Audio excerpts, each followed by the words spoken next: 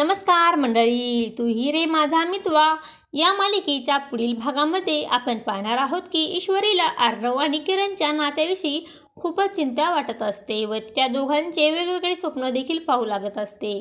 त्यानंतर आपण पाहतो ती स्वप्नातून जागी होते आणि ती स्वतःशीच बोलते, ही किरण आहे तरी नेमकी कोण? आता मिशन किरण सुरू. तिकडे आपण पाहतो राजेश हा अतिशय जखमी अवस्थेमध्ये घरामध्ये येतो आणि तो दरवाजा लावतो तेव्हा अंजली देखील घाबरते आणि विचारते, हे काय झालं आहे तुम्हाला? एवढं कोणी मारलं? तुम्ही तर खूप जखमी झाला आहात. त्याच वेळेस राजेश हा तिला बोलतो, काही जरी झालं तरी मी त्या व्यक्तीचे 2 लाख रुपये दिल्याशिवाय स्वस्त बसणार नाही. भले यामध्ये माझा जीव गेला तरी काही हरकत नाही.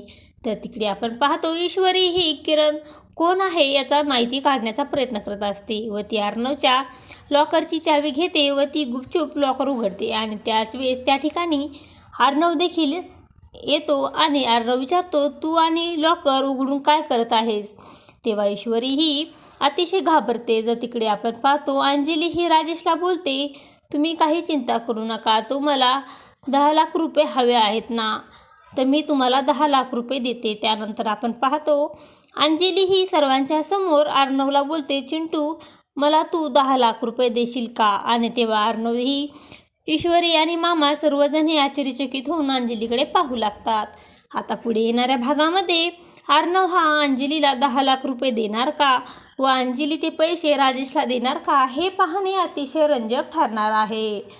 तू ही रे माझा मितवा या मालिकेचे सर्व अपडेट पाहण्यासाठी आपल्या चॅनलला लाईक करा, शेअर करा आणि सबस्क्राईब करायला विसरू नका. धन्यवाद.